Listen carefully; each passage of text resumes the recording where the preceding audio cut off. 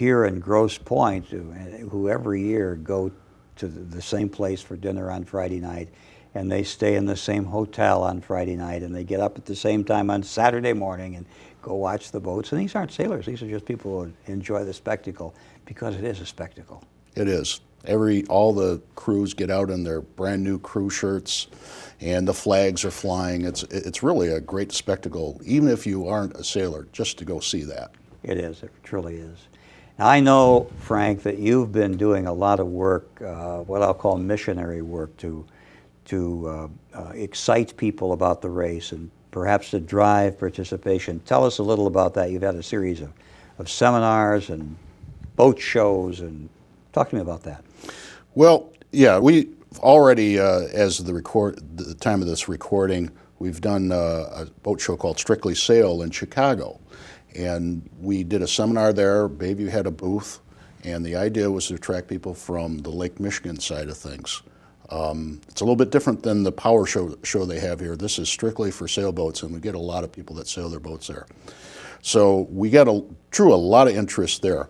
We've already had a seminar at Bayview Yacht Club for first-time participants that would tell them what they would need to go in the race, ratings-wise, equipment-wise, how to prepare the crew, first aid kits, all up and down the line.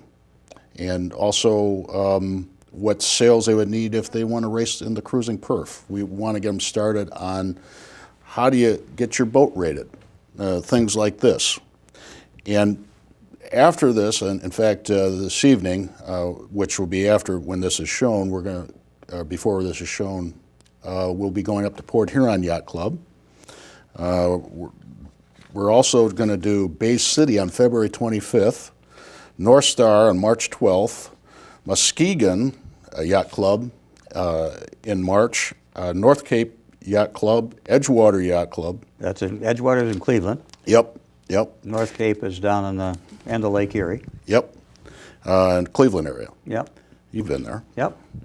And we've got a couple of other things that would be very interesting for people. On February 26th, we're going to have, in fact, you're going to be hosting this, I might add, we're going to have the past Mackinac winners.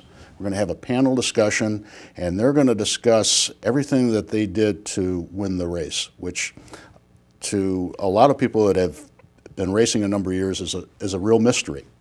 So we want them to divulge some of their secrets, we hope they do, on how to win the Mackinac race.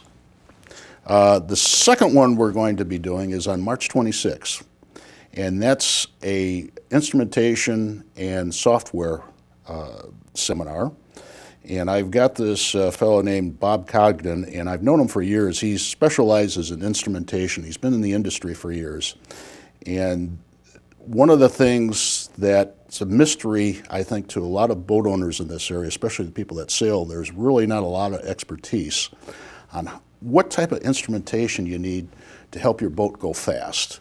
How do I connect this together, and what software do I use to optimize how fast our boat's going to go?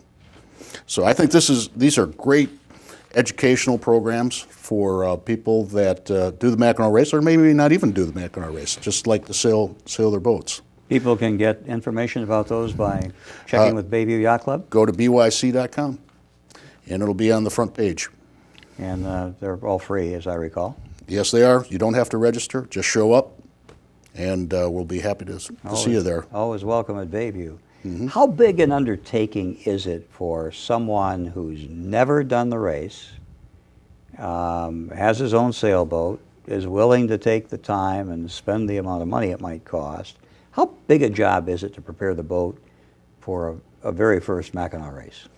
Well, probably the first year, that's where the difficulty comes in, and we can help them with that. There's actually a Mackinac safety document on the Mackinac website that shows them everything they need to get the boat ready, what flares are required, and other safety items. We will also, our Mackinac Safety Committee will make an inspection of their boat in advance of the race, especially if they make an appointment. We'll go see them.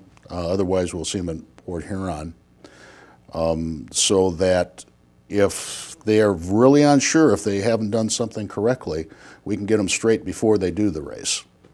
I know safety is a huge, I've known you, apart from this race, safety is a huge part of Frank Kern when it comes to sailing. Yeah. And certainly in this race, we've never lost a life during the race. We've lost one boat.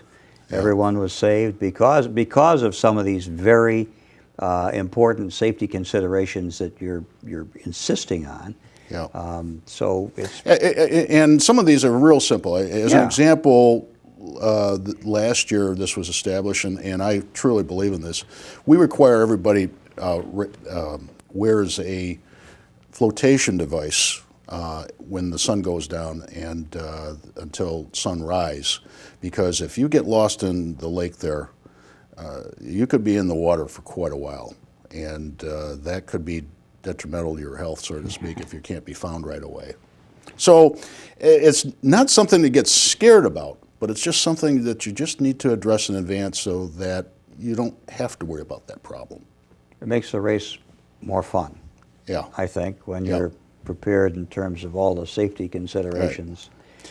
So the big party on Mackinac Island is still Tuesday afternoon?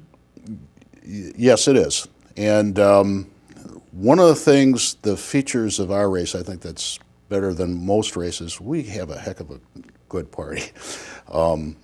It's the people come up and get their flags, and it's a really good time. The island is really nice to us. It's on Mission Point, so sometimes if it's a real slow race, unfortunately, the slower boats might be crossing the finish line, but they will get a big hand from the crowd if they do finish during the party, as hard as that is. They'll get a lot bigger hand from the crowd than they will if they finished on Monday night at 2 in the morning. Yeah. As we've Yep. both done. Yep. So preparations are underway, and I know you have worked hard with the people who are going to succeed you. You mentioned this kind of 3-year commitment, almost a 4-year commitment now for the Mackinac chairman. So you have 2 people in place behind you? Yes. Tom Burleson is the vice chairman this year and will be the chairman next year. One of the things we've set up in the structure is that Tom is our business manager, and that's something that in these difficult times we're trying to keep a tight watch on expenses.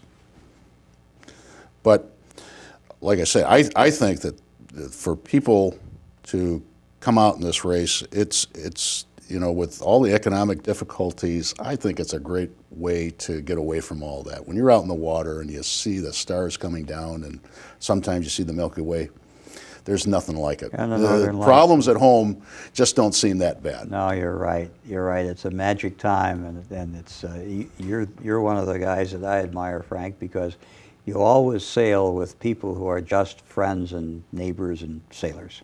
There are no Yeah. rock stars on a Frank Kern boat. No, there isn't. No, there isn't. No professionals. No professionals. And I see this over and over again with different boats that go in this race. Families come together from all over the country. Instead of coming, maybe they come home for Christmas, but the other event they come in is for the Mackinac race. And fathers will bring their sons and daughters. The family gets together. My family's been coming up there for the past 20 years, and it's really a nice thing to have your wife there and your kids when you hit the dock. And it's an annual event for us. It's just a wonderful time. It's a good family type activity. There's a picture in the collection that we gave the control room here, and they may have shown it already.